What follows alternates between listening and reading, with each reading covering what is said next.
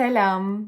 Ben geldim. Kahvemi yaptım da geldim. Bu demek oluyor ki uzun uzun konuşacağız burada. Bu videoyu uzun zamandır çekmeyi düşünüyordum, istiyordum. Çünkü Instagram'dan da buradan da bu konu hakkında çok fazla soru geliyordu ve artık çekmem gerektiğinin kanaatine vardım. Videomuzun içeriği yurt dışı. Yurt dışına nasıl çıktım, neler yaptım, vize süreci, vizesiz ülkeler, gittiğim ülkeler, ben ne yapıyorum, bu yol nereye gidiyor? Her şeyi bu konu hakkında olan her şeyi burada konuşacağız. Çünkü gerçekten ben de bu süreçlerden geçtiğim zaman böyle bilgilendirici videoları izlemeye çalışıyordum, bir şeyleri anlamaya çalışıyordum. Çünkü hiç yurt dışına çıkmayan biriyseniz en başta her şey size çok korkutucu geliyor. Bunun farkındayım ve şey oluyorsunuz. Gerçekten kendinizi çok salak hissediyorsunuz. Sanki herkes her şeyi biliyor ama ben hiçbir şey bilmiyormuşum gibi, çok cahilmişim gibi hissediyordum. Yani kısacası bu konuda hiç yalnız değilsiniz. Bilgi sahibi olmak için buradayız. Ben de bu süreçlerden geçtim. Ben de çok fazla araştırmalar yaptım ve zaten belli bir süre sonra araştırma da işe yaramıyor. Size bir şey söyleyeyim mi? Yaşamanız gerekiyor. Deneyimlemeniz gerekiyor ve diyorsunuz ki tamam, böyle olması gerekiyormuş. Yani gerçekten paranız yanıyor, paranız gidiyor, otobüs bileti yanabiliyor, uçak bileti yanabiliyor ve şey yapıyorsunuz, hani olacağı varmış. Bir dahakine daha temkinli oluyorsunuz ve daha yeni şeyler öğreniyorsunuz ve bu size deneyim kazandırıyor. Yani bu hayatta gerçekten bir şeyleri deneyerek başarabildiğimi ya da deneyerek öğrenebildiğimi bir kez daha şahit olmuş oldum. Benim burada size bahsedeceğim şey şu. Açıkçası gitmediğim ülkelerden bahsetmeyeceğim doğal olarak. Çünkü bir bilgiye sahip değilim. Ama gezmiş oldum. Ben bu arada 23 yaşındayım ve şu ana kadar 7 ülke gezdim arkadaşlar. Bu benim için çok büyük bir başarı. Ve neden diye soracak olursanız bu 6 ülkeyi sadece bir yılda gezdim. Bu benim için büyük bir başarı. Hani bilenler bilir, beni uzun zamandır takip edenler. Ben ilk Fransa'ya gitmiştim vize alırken ve hani Fransa'dan sonra hayatımın bu kadar fazla ülke gezmeye doğru evrileceğini açıkçası tahmin etmiyordum. Tabii ki istiyordum ama gerçekten bu kadar fazla olmasını ben de beklemiyordum. Bunları nasıl yaptığımı sizinle burada anlatacağım. Hatta her şeyi tabletime not aldım. Bakarak söyleyeceğim bir şeyleri unutmamak için. Hangi ülkeleri gezdiğimi söylersem hani videoyu izlemek isteyenler için daha bilgilendirici olur diye düşünüyorum. Fransa, Ürdün, Bosna, Karadağ, Arnavutluk, Mısır ve Kıbrıs. Bu 7 ülke var.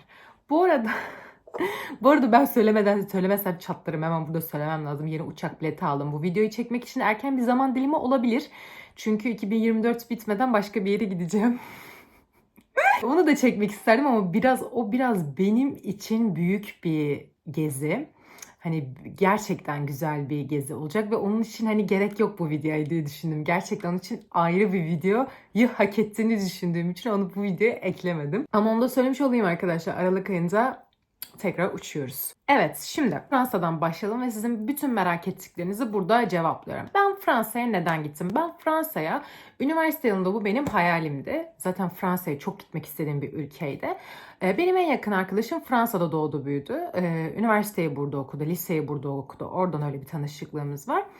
Üniversitenin son yılında da arkadaşım temelli olarak tekrar Fransa'ya dönerken biz aramızda komikliğine konuşurken bana gelsene dedi. Gel dedi, bende kalırsın, gezeriz falan filan dedi. Hani vize al falan dedi. Bana çok uç bir hayal gibi gelse de üniversite sonunda, yani bir yıl boyunca ben bütün paramı bunun için biriktirdim. Vize başvurusuna gittim, gezi planlarını ayarladım. İşte bayağı böyle bir sürece girdim ve Fransa'da ben bir ay kaldım. Ve şimdi size Fransa hakkında bahsetmek istedim. Ne kadar harcadım? Uçak biletleri, ondan sonra işte konaklama, yeme içme ve ne kadar kaldım? Sanırım ben uçağa 6.000 TL almıştım diye hatırlıyorum. Gidiş dönüş 6.000 TL'ydi. Aynen öyle. Uçak biletini alacak param yoktu arkadaşlar. Bir üniversitedeyken bir yarışmaya katılmıştım. Ondan sonra orada kazandığım parayı direkt uçak bileti almıştım ve para 6.000 liraydı, oradan hatırladım. Sonrasında vize başvurusu. Vize başvurusu, şimdi Schengen almam gerekiyor. Vize başvurusunda şöyle, gitmek istediğiniz ülkeye göre değişiyor ama çoğu Avrupa ülkesi Schengen bölgesinde olduğu için Schengen vizesi olarak geçiyor ve Schengen vizesi almanız gerekiyor. Ben o yüzden Schengen vizesine başvurdum ve bu benim ilk başvurumdu. Dolayısıyla korkuyordum çünkü red yemekten çok korkuyordum. Ama öğrenci olduğum için de biraz avantajlıydım. Bu arada kendi biriktirdiğim parayla gittim ama ailemi sponsor gösterdim öğrenci olduğum için. Hani bu gerekliydi bu durumda. Vize başvurularında şöyle bir şey var arkadaşlar. Bunun hakkında çok fazla video var. Çok fazla bilgi var. Özellikle Fransa için söylersem VFS Global'den başvuruyorsunuz. Web sitesi var. Vize başvurusu yapabiliyorsunuz Fransa'ya. Hatta yanlış hatırlamıyorsam Hollanda'ya da VFS Global'den başvuruluyor. Gayet arayarak her şeyi sorabilirsiniz. Web sitesinde hazırlamanız gereken belgeler de yazıyor zaten. Hani hangi belgeler hazırlamanız gerektiği. Ve size şöyle bir şey söyleyebilirim. ChatGPT'ye bile sorabilirsiniz. Hani yapay zeka çok üst seviyede gelişmiş bir şey. Bütün hazırlaması gereken belgeleri size sunuyor. Yani neleri yapmanız gerektiğini. O yüzden bu konuda hiçbir sıkıntı çekmezseniz diye düşünüyorum hani. Bunu çok kolay bir şekilde internetten bulabilirsiniz. Ama püf noktalara gelirsek vizede. Bu arada bana bir aylık vize verdiler. Ben zaten bir aylık başvurmuştum. Uzun verirler diye düşünüyordum ki ama bana vermeleri bile mucizeydi arkadaşlar. Çünkü benim çok sıkıntılıydı vizem. Arkadaşımın evinde kalacağımı göstermiştim kendimi. Dolayısıyla otel rezervasyonu olarak göstermedim. Turist olarak gittim ama hani arkadaşımın evinde kalacağım olarak gösterdiğim için arkadaşım bana davet mektubu yazması gerekiyordu. Biz bu davet mektubunu Türkiye'de yazdık. Yani o yazdı bana verdi. Biz zannediyoruz ki A4 kağıdına yazıp verebilir ama meğersem Fransa belediyesinden aldığı bir kağıda yazıp bana kargolaması gerekiyormuş. Öyle vermesi gerekiyormuş. Bana şey dediler hani vizeniz bekletiliyor. Belgeyi getirirseniz sonuçlanacak. O sırada da benim arkadaşım hem Türkiye'de değildi hem Fransa'da değildi. Almanya'daydı kuzeninin düğününde. Ve hani kızın öyle bir durumu yoktu. Hani orada bırakıp Fransa'ya gidip belgeyi yazacak da bana yollayacak da vesaire vesaire. Çok uzun şeyler yani. O yüzden ben dilekçe yazdım. Vizemi aldım. Bu arada bir şey söyleyeyim. Ben bir şey anlatırken ne kadar da bütün hayat hikayemi anlattım size mesela. Ben burada bilgi vermek amaçlı bu videoyu çekiyorum. Resmen sizinle şurada oturdum sohbet ediyorum yani. Neyse. Fransa biraz özel olduğu için olabilir diye düşünüyorum. Aslında burada anlatmak istediğim şey vizemi ne kadar sıkıntılı aldığım. Yani ben bir daha gerçekten davet mektubuyla başvurmam vizeye. Gerçekten hani otel göstermek daha kolay. Fransa'da bu arada 24-25 gün kaldım işte bir ay diyorum ben buna kısaca. Ve sadece Fransa'daydım arkadaşlar. Bu arada bana multi verdiler. Multi single diye çıkıyor pasaport. Multi olunca yani ülke değiştirebiliyorsunuz. Ama ilk yurt dışı seyahatim, cahilliğim, korkum, her şeyim diyebiliriz buna. Çıkamadım. Aslında Nidale planımız vardı. Almanya, Hollanda'ya gitmek istiyorduk ama gerçekleşmedi bu. Üzücü bir şey değil. Yapamasak bile Fransa %100 doydum diyebilirim arkadaşlar. Doydum ama yine giderim. Öyle de bir şey var. Ama böyle şey yani ben mesela genelde hani Fransa'ya insanlar gittiği zaman Paris'e gidiyor. Paris'te kalıyor vesaire. Ben gerçekten Kuzey Fransa'yı gördüm. Normandiya bölgesini full gezdim. Hatta yaklaşık gezdiğim sanırım 4-5 şehir var Fransa'nın. 4-5 şehrini gördüm. Ve gerçekten hani Paris'le yarışır derecede çok güzel yerler. O yüzden hani bu beni çok mutlu ediyor. Artı olarak arkadaşım Paris'te yaşamıyor. Bernay diye bir kasabada yaşıyor. O kasabada benim için çok ayrı. Böyle ikinci evim gibi hissettiğim bir yer. Ki zaten ailesi de ikinci ailem gibi hissettiğim bir yer. Ve böyle hani bilmiyorum orada yaşamak, orada vakit geçirmek. Çünkü bir de size bir şey söyleyeyim mi? Bu benim seyahat için değil de resmen böyle ben bir ay bir ailenin evinde konaklamış oldum arkadaşlar. Ve böyle şey oluyor onların hayat şartlarına uyduruyorsunuz hayatınızı ve böyle çok alışıyorsunuz. Özellikle de sevdiğiniz, değer verdiğiniz bir yer olunca. O yüzden benim için çok ayrı bir yerdi. Ben konaklamaya para vermedim arkadaşlar. Arkadaşım evinde kaldığım için. Hatta bakarsanız akşam yemeğine de para vermedim diye düşünebilirsiniz. Çünkü biz akşamları genelde trenle eve dönüyorduk. Dediğim gibi Paris'te 1,5 saatlik mesafede oturuyordu arkadaşım. O yüzden konaklama hiç para vermedim. Ama trene bayağı bir para bayıldım. O biraz üzücü çünkü Fransa'da tren biletleri çok pahalı. Hatta ben oraya 1.000 euro ile gittim diye hatırlıyorum. Ama 600 lira falan harcadım. Bu harcamalarım tamamen kişiseldi. Gezdim, yedim, içtim. Yani içimde kalan hiçbir şey olmadı. Deli gibi harcadım. Hani kendimden kısmak istediğim hiçbir şey yoktu. Çünkü gerçekten bu seyahat benim için kendimi toparlama, kendimi sevme seyahatiydi. Fransa hakkında vermem gereken bütün soruları verdim. Yorumlarda vize hakkında ya da başka şeyler hakkında merak ettikleriniz varsa yazabilirsiniz. Şeyden hiç bahsetmiyorum. Onu lütfen çok konuşmaktan da unutuyorum sürekli. Vize için en önemli olan şey arkadaşlar sizin yazdığınız niyet mektubu. Niyet mektubu ne diye sorarsanız İstediğiniz kadar sayfa yazabilirsiniz bu mektubu. Elle yazmanız daha artı puan sağlıyor diye biliyorum. İngilizce yazılıyor. Burada bahsedilmesi gereken şey, siz neden bu ülkeye gidiyorsunuz? Bu ülkede ne yapacaksınız? Bunu yazıyorsunuz. Ben şöyle yazdım işte, iç mimarlık okuyorum. Mimariye çok ilgim var. İlk yurt dışı seyahatim işte, şöyle gezmek istiyorum, böyle gezmek istiyorum. Özellikle seyahat planınızı yazarsınız. Hani mesela şu ülkeden şu ülkeye gitmek istiyorum, buraları görmek istiyorum, şu kafede şunu yemek istiyorum. Yani planınızı detaylandırırsanız daha artı puan sağlarsınız. Ve daha çok ilgilerini çekersiniz. Bu gerçekten artı puan sağlıyor bu arada. En önemli şeyin mektup olduğunu öğrenmiştim bu süreçte. Ben mektubumu güzel yazdım ama evet, üzerine çok düşmemiştim. Bence üzerine düşseydim daha uzun bir vize alabilirdim diye düşünüyorum. Aklınızda bulunsun. İkinci ülkemize gelirsek Ürdün. Arkadaşlar, Ürdün benim aklımda asla olmayan bir plandı. Şimdi şöyle oldu arkadaşlar. Eda'yı bilirsiniz. Eda ile Mardin planımız vardı. Böyle bir 3 günlük Mardin turu yapmak istiyorduk. Hatta GAP turu yapmak istiyorduk. Böyle bayağı uçak bileti alıp rezervasyon yapıp böyle bir planımız vardı. O süreç zarfında da biliyorsunuz ki Nurten'i artık tanıyorsunuzdur.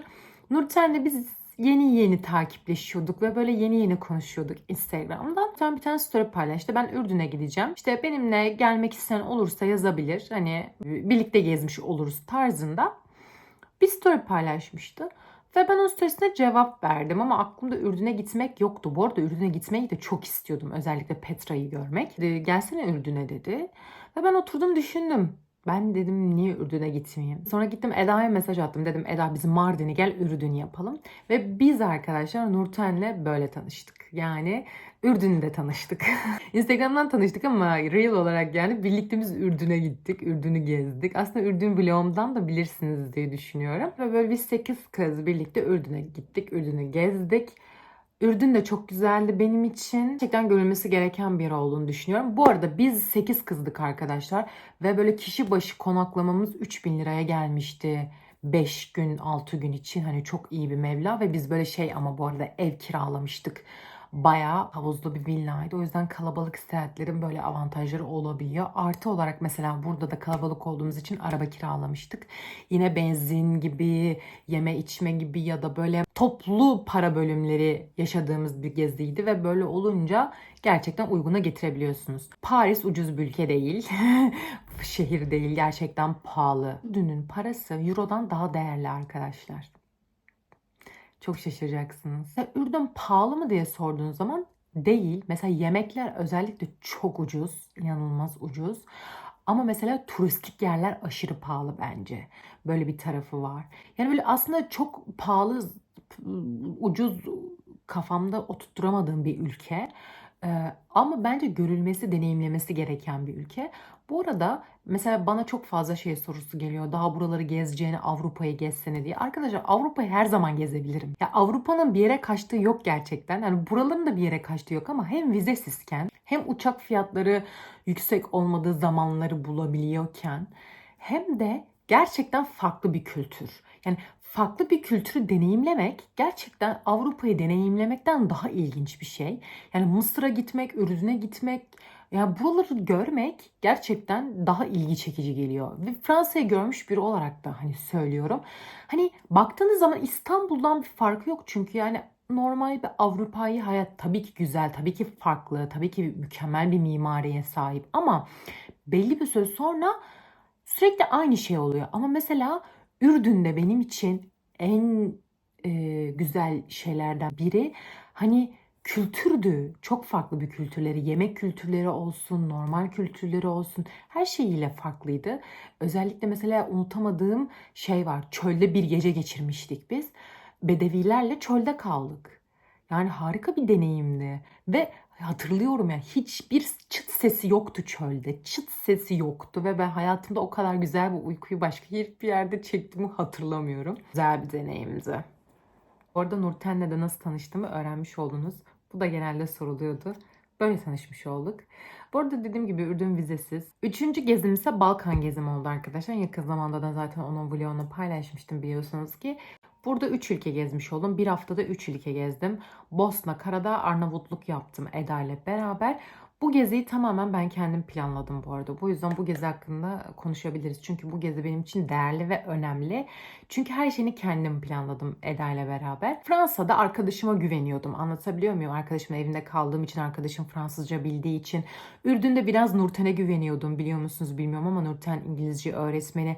Hani anladın mı? Hep böyle bir dayanağım vardı, korkmuyordum. Ama böyle Balkan'da tabii ki Eda ile sadece bendim ve Eda ile ben hani hani İngilizcemiz süper değil ya da hiçbir zaman ikimiz beraber böyle bir deneyim yaşamamışız ve Eda benim liseden arkadaşım. Yani Eda ile bizim başımıza her şey gelebilir. Çünkü biz bunun farkındayız. Biz Eda ile buluşmak istediğimiz zaman bile fırtınalar, şeyler koptuğu için normal zaman dilimlerinde diyoruz ki başımıza ne gelebilir olduğumuz için. Hani benim için ilginç bir deneyim olacağının ben farkındaydım. O yüzden bu konu hakkında çok konuşacağız. Mesela en fazla gelecek sorulardan bir tanesi konaklamaları nasıl ayarlıyorsun? Otobüs biletlerini nasıl alıyorsun vesaire. Öncelikle konaklama için hiçbir reklam değil tabii ki. Konaklama için Booking'den ve Airbnb'den bakıyorum. Yazarım. Buradaki sitelerden bakabilirsiniz. Bence gayet güvenli siteler. Hatta arkadaşlar Balkan'da çoğu rezervasyon yaptığınız zaman para ödemiyorsunuz. Şey yazıyor orada. Buraya gelince nakit verin yazıyor.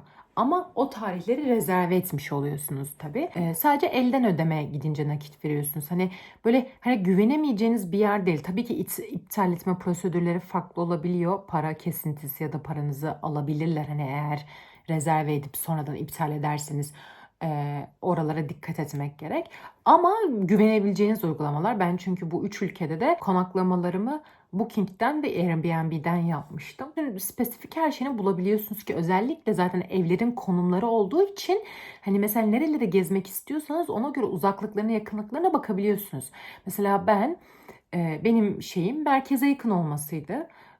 Ucuz bulmak için hani çok yakın da tercih etmedim. Aynı zamanda otobüs durağına da yakın tercih etmeye çalıştım. Özellikle otobüs durağından inip eve geçiş yapacağımız için. Hani sürekli bunları dikkat ederek eleme yapa yapa kendimize en uygun evi bulduk. Yorumlara dikkat edebilirsiniz. Çok güzel hani yorumlara dikkat alırsanız sizin için iyi olur. Olmadı ben bizim konakladığımız evleri de size yazarım. Eğer öyle bir seyahat planınız varsa sizin için de yararlı olur. Bakabilirsiniz çünkü ben sanırım sadece Bosna'da kaldığım hostelden memnun değildim. Onun dışında kaldığım her yerden memnun kaldım. Özellikle Airbnb'den biz bayağı memnun kalmıştık. Burada otobüs biletleri. Biz ülkeler arası otobüsle geçtik. Bosna'dan Karadağ, Karadağ'dan Arnavutluğa. Bu otobüsleri de biz internetten aldık arkadaşlar. Get by Bus, yine buraya yazarım. Get by Bus sitesinden hangi ülkeye gitmek istiyorsunuz yazıyorsunuz ve bütün tarihlerde saatlerini, otobüsleri görüyorsunuz. Bu otobüslerde de zaten konumları mevcut. Yani otobüsün kalkacağı otobüs terminali mevcut. Aldıktan sonra da mailinize Maps linki olarak geliyor bunlar. Yani çok rahat bir şekilde gidebiliyorsunuz. Ve ben yurt dışında en çok kullandığım uygulamalardan bir tanesi Google Maps'te arkadaşlar. Nereden nereye gideceksem çok rahat bir şekilde Google Maps kullandım. Hani siz de kullanabilirsiniz, öneri olsun diye söylüyorum. Ve internete yazdık, baktık hani böyle fotoğraflarla hoşumuza giden ama daha çok oradayken hani böyle dışarıdan menüsüne bakıp ya da dışarıdan yere bakıp böyle beğenip içeri girdiklerimiz oldu. Zaten et gibi şeyler yemediğimiz için yemek olarak çok aslında bir seçeneğimiz yoktu. Artık zaten seyahatin sonlarına doğru sürekli aynı şeyleri yemiş gibi oluyorduk.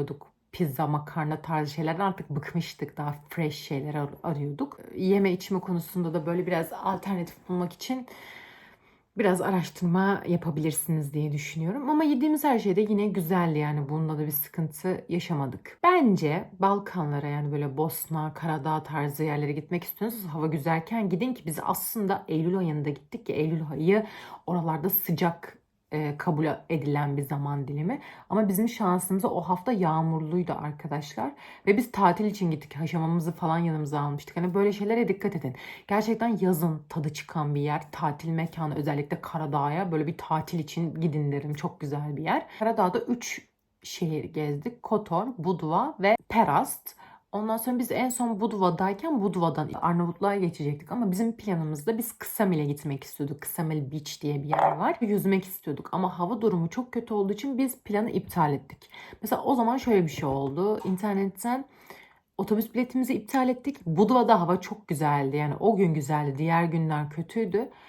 denize girdik, otobüs biletimizi iptal edip sonra gidip yeni otobüs bileti alıp İşkodura'ya gittik ve asla planımızda böyle bir şey yoktu ve hayatımızda yaptığımız en güzel kararlardan bir tanesiydi. Çünkü İşkodura çok güzel bir yerdi. Hani şey de böyle bir şey. Hani diyorum ya, seyahatlerde istediğiniz gibi her şey gitmiyor. Gerçekten yedek bir para bulundurmanız gerekiyor yanınızda ya da gerçekten hani çok takılmamak da gerekiyor. Çünkü illa bir şey olabiliyor ve o durumu bir şekilde atlatmanız gerekiyor. Oradan da Arnavutluğa geçtik. Ondan sonra Arnavutluk'ta da güzel karnımızı doyurduk. Biraz daha bizim yemek kültürümüze benziyordu. Ve sakin, havası güzel bir yerdi. Bisikletle İşkodura Gölü'nü gezip gelmiştik. Ya gerçekten çok tatlı bir geziydi. Eğer mesela yurt dışına ilk defa çıkıyorum derseniz, özellikle mesela arkadaşımla ya da tek başıma çıkıyorum derseniz Balkan'dan başlamanızı şiddetle tavsiye ederim. Çünkü gerçekten zorlanmadık. Yani benim gerçekten arkadaşlar İngilizcem iyi değil yani. Ben böyle cümleyi bir araya getiremem. Çok devrik konuştuğumunda da farkındayım mesela. Ama işte bu korkumu biraz daha ben Balkan'da atmış oldum. Balkan'da çünkü herkes turist. Ve böyle sizin turist olduğunuzda zaten aşikar belli oluyor. Anlıyorlar size nasıl davranacaklarını. Ki biz mesela bilmiyorduk.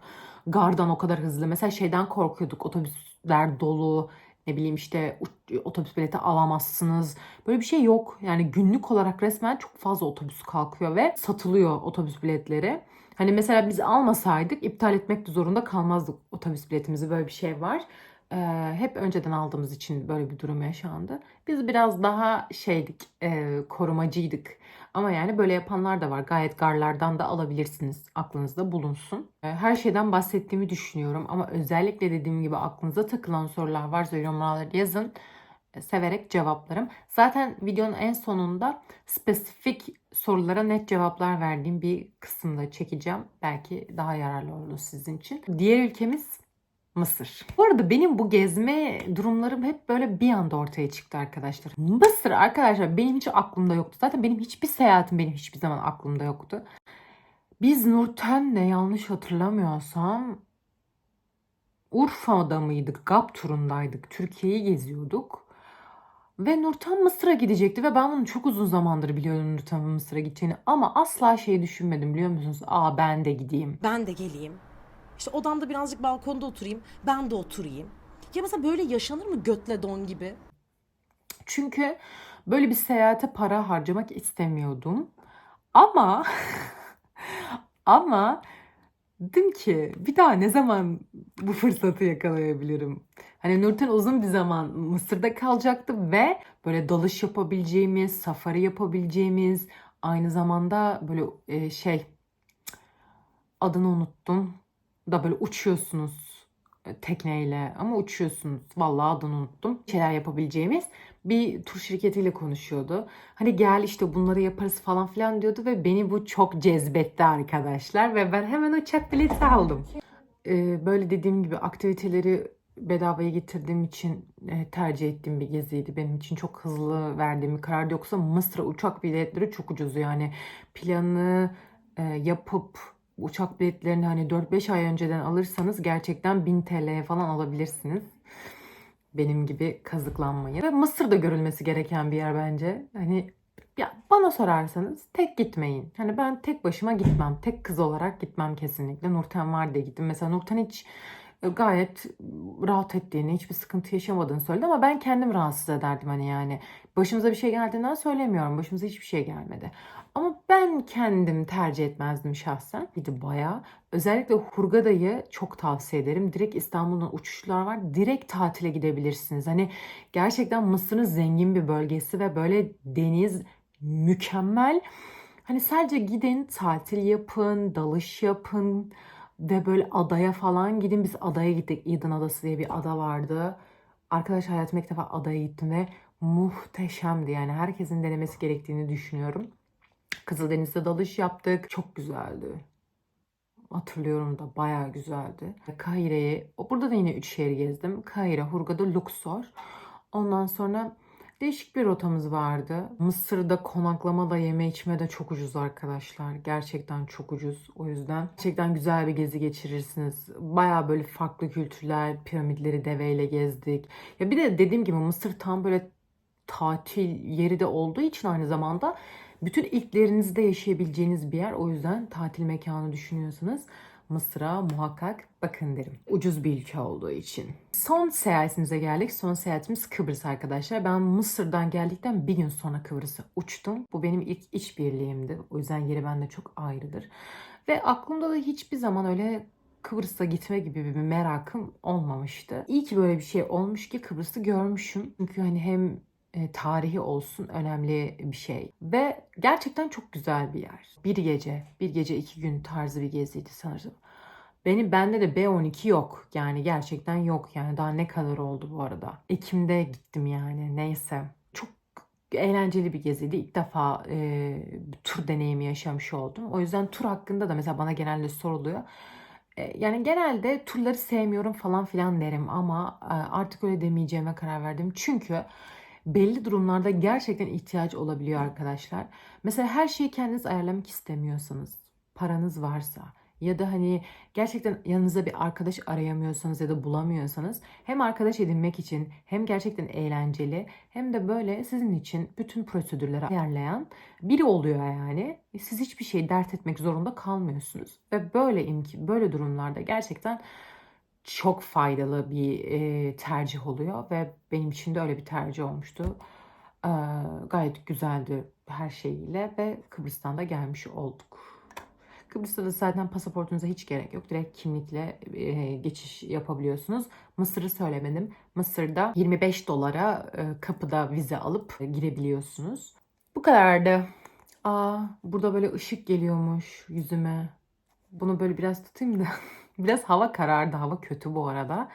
O yüzden yüzümüzü biraz aydınlatalım şuradan. Bakın çok kötü oluyor. Aslında şundan bahsedecektim. Unutmadan da ondan bahsedeyim arkadaşlar. Benim hayatım nasıl buraya evrildi? Benim hayatım buraya evrilmesi gerçekten çok ilginç. Çünkü dediğim gibi bu seyahatlerin hiçbiri benim... Mesela bak, Fransa bir yıldır hayalimde olan, benim gerçekten bir yıl boyunca üzerinde çalıştığım bir seyahatti.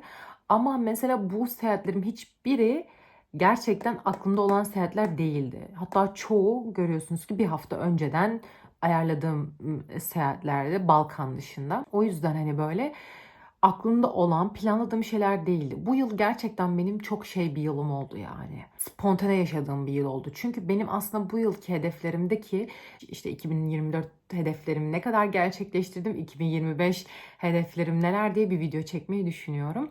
Hatta eski 24 yılına girerkenki videomu izleyeceğim videoda. Öyle bir fikrim var. O yüzden çok bu konudan bahsetmek istemiyorum ama yine de ufaktan bir şeyden bahsedersem dediğim gibi yani çok aklımda olan bir şey değildi. Çok spontane yaşadım ve kazandığım bütün parayı gezmeye harcadım.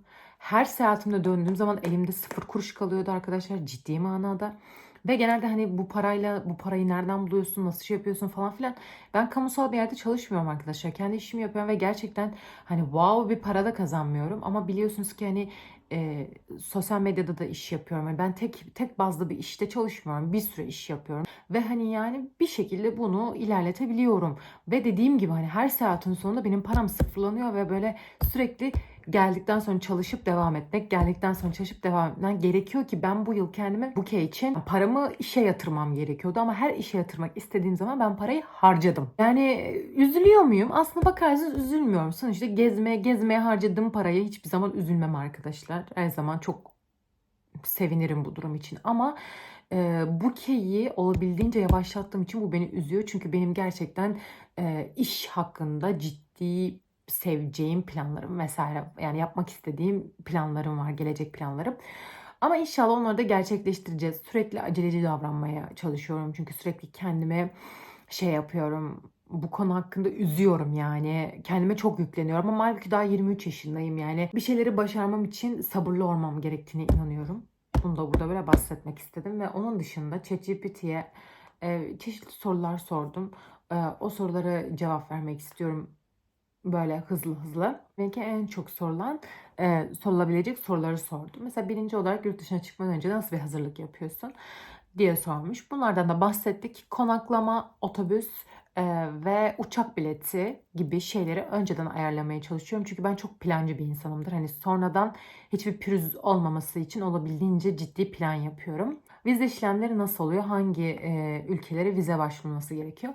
Avrupa ülkelerine Schengen bölgesi özellikle zaten hani biliyorsunuzdur Amerika gibi öyle büyük eyaletlerde de hani vize uygulaması var. Ama hani genelde herkes Avrupa'yı gezmek istediği için Schengen vizesi birçok gitmek istediğiniz yerde bulunan vize türüdür. Seyahat bütçeni nasıl planlıyorsun? Uygun fiyatlı uçak bileti ve konaklama için önerileriniz neler?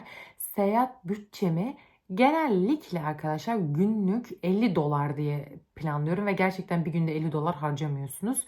Yani fazladan para kalıyor ki bir aciliyet bir durum olursa hani elimde bulunsun diye, ama ben günlük 50 dolar diye bir şey koyuyorum kendime. Kota koyuyorum birikim yaparken o sürede ne kadar orada duracaksam, ama dediğim gibi bu sizin konaklamak istediğiniz yer, yemek istediğiniz yer, yaptığınız aktivitelere göre çok değişen bir şey. Yani bir günde de siz 100 dolar harcayabilirsiniz eğer yapmak istediğiniz aktiviteler varsa. Bu 50 dolar benim bahsettiğim şey sadece yeme, içme, gezme masrafı bulunuyor. Yani bak başka bir şey bulunmuyor bu 50 dolarda. Belki almak istediğiniz çanta, ayakkabı vesaire bir şeyler olabilir diye söylüyorum bunu. Uygun fiyatlı uçak önerisi olarak da Skyscanner diye bir tane site var. O siteye işte gitmek istediğiniz tarihi, ondan sonra yani dönmek istediğiniz tarihi esnek tarihler olarak filtreleyerek seçerek size en uygun uçak biletini gösteriyor. Aynı zamanda da arkadaşlar en uygun uçak bileti Pegasus ve Anadolu Jet'te satılıyor. Yani bunların hiçbir reklam değil. Ondan sonra buralardan bakabilirsiniz, takip edebilirsiniz. Özellikle sanırım 25 yaşta, belki daha fazladır. 30 yaşta olabilir. Genç bol bol üyesiyseniz Pegasus'ta, değilseniz de hemen olabilirsiniz yani. Öğrenci olma şartı yok. Çok fazla avantajları olabiliyor. Bol uçuş yaptıkça bol puanınızı biriktirerek de ucuza uçak bileti alabilirsiniz. Yemek kültürleriyle ilgili unutamadığınız deneyimler neler? Ya valla ben Arap mutfağını seviyorum. Şimdi Türk mutfağıyla yarışamaz tabii ki ama seviyorum mesela falafel humusu çok severim. Ondan sonra Mısır'da da mesela böyle onların yörelerine ait yemekleri yemeyi çok sevdim, çok beğendim. Ürdün'de de keza. Farklı kültürlerden yemekleri yemeyi severim. Çok açık değilimdir bu arada. Çok farklı tatlara. Mesela çok fazla deniz mahsulü sevmem. Zaten çok balık da sevmem. Ama yani birazcık açığımdır, hani tadını beğenirsem yerim. Değişir duruma göre. Çok etkilendiğiniz yer neresi oldu? Arkadaşlar vallahi en çok etkilendiğim yer Ürdün'de çölde kaldığım gündü. Hala onu söylerim. Şu an değişmedi. Bu kadar gördüğüm yerlerde gerçekten en çok etkilendiğim yer orası oldu çünkü. Dalış yapmak. Kızıldeniz'de balıklarla dalış yapmak. Ve en çok gelen sorulardan biri, tek başına mı turla mı seyahat ediyorsun? Dediğim gibi bir kere tur deneyimim oldu. Tek başıma hiç seyahat etmedim. Hep arkadaşlarımla seyahat ettim. Tek başıma seyahat etmek istiyor muyum? İstiyorum. Gerçekten bunu da yaşamak istiyorum ama yani öyle bir imkanım olmadı. Hep bir kendime bir arkadaş bulabildim hani.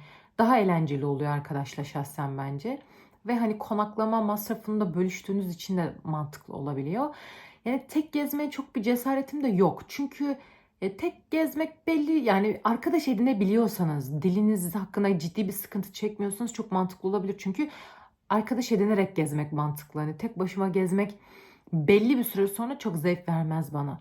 İngilizceme gerçekten güvendiğim bir zaman olursa hiç düşünmeden çıkarım, arkadaşlar edinirim yabancı ve birlikte falan gezeriz. Şu ana kadar hep arkadaş bulduğum için hiç böyle bir şeye gerek duymadım. Favori seyahat uygulamalarınız neler? Google Maps kesinlikle. Aerola, internet sorununu Aerola ile çözebilirsiniz. Hatta buraya yazarım, IBK 2060 koduyla da indirimli internet alabilirsiniz.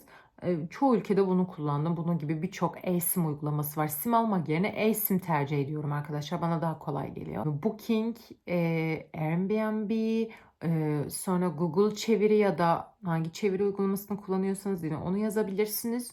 Onun dışında yurt dışında başka spesifik çok kullandığım bir uygulama yok, ama Instagram'dan BFF diye bir uygulama var. Yurt dışına çıktığınız zaman arkadaş edinebileceğiniz, o ülkelerde onlar da arkadaş edinmek isteyen insanların kullandığı bir uygulama. Arkadaşınız yoksa bu uygulamadan arkadaş edinebilirsiniz. Çok kullanmak istediğim bu uygulamayı, hiç kullanmak nasip olmadı ama bir gün inşallah kullanırım onu da.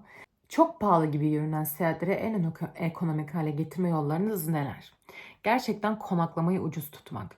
Yani en pahalı şeyler genelde konaklama oluyor arkadaşlar. Yeme içmeden çok kısmaya çalışmadım hiçbir zaman. Yemek istediğimi yedim. Zaten dediğim gibi et gibi şeyler tüketmediğim için yurt dışında Çok da zorlamıyor bu durum beni çünkü pahalı oluyor genelde et türü yemekler. Ama konaklamada dediğim gibi hani arkadaşımla beraber olduğum için, hep bölündüğü için genelde hep en ucuzunu, en uygununu bulmaya çalıştığımız için konaklama böyle daha ucuza geliyor. Yemek yani aşırı bir harcama yapmadan aktiviteleri düzenli ya da belli bir sayıda tutarak yine ucuza getirebilirsiniz ki özellikle uçak biletinizi önceden alırsanız seyahatleriniz gerçekten çok ucuza gelir. Yani Türkiye'de bir tatil yapmaktansa yurt dışında tatil yapmak daha mantıklı arkadaşlar. Daha ucuza geliyor çünkü. Gerçekten öyle yani. Bir sonraki seyahat planınız neresi, orada ne yapmayı düşünüyorsunuz? Bu sürpriz olsun arkadaşlar. Uçak biletimi aldım dediğim gibi. Ama daha burada bahsedebilecek kadar cesareti bulamıyorum. Çünkü ben hala o uçağa binmeden, o ülkeye gitmeden gidebilecekmiş hissini yaşamıyorum. Ama evet, güzel bir planım var ve böyle bir 15 günlük bir plan. Takipte kalın. Güzel içerikler sizi bekleyecek. Heyecanlı olduğum bir gezi ve bu yılı 8 ülkeyle kapatmış olacağım. Bu video ne kadar 7 ülke olsa da bu da bir mutluluk veriyor bana ayrıca. Böyleydi. Ya bahsetmek istediğim çok şey var ama dediğim gibi onları diğer videoya saklayacağım. Bu biraz daha çünkü benim 2025 hayallerime doğru, hedeflerime doğru girdiği için orada konuşuruz. Daha güzel olur diye düşünüyorum. Ve videoyu bitiriyorum. Beni dinlediğiniz için teşekkür ederim. Umarım sorularınıza cevap bulmuşsunuzdur. Tekrar dediğim gibi yorumlara yazarsanız illa cevap veririm. Aklınıza takılan sorular olursa. Onun dışında umarım herkes istediği bir ülkeye gitme fırsatı yakalar. Ki keza şundan %100 bir şekilde bahsetmek istiyorum ki arkadaşlar, ben üniversitedeyken, üniversiteyi geçtim, üniversite benim yurt dışına çıkmak hep hayalimdi. Hep hayalimdi ve asla gerçekleştirebileceğime dair bir inancım yoktu. Yani sürekli inanıyordum, sürekli güveniyordum kendime. Ama yani gerçekten gerçekleşmesini yani bu kadar fazla beklemiyordum. Ama gerçekleşiyor. Adımı siz atarsanız, elinizden geleni yaparsanız gerçekten gerçekleşiyor. O yüzden bu konuda sabırlı olun ve istikrarlı olun derim. Buradan göründüğü kadar kolay değil çünkü hani gerçekten bu kadar kolay olmuyor her şey. Bunun dışında yani ben yaptıysam herkes yapar. Valla ben yaptıysam emin olun siz de yaparsınız. Çünkü yani İngilizce seviyem B2 bile değil arkadaşlar. Bile değil yani B2 değil. Bile'yi geçtim değil yani. A1 bile zor derim kendime. O yüzden sakin kalın, metanetli kalın. Yaparsınız, halledersiniz. Ben size güveniyorum.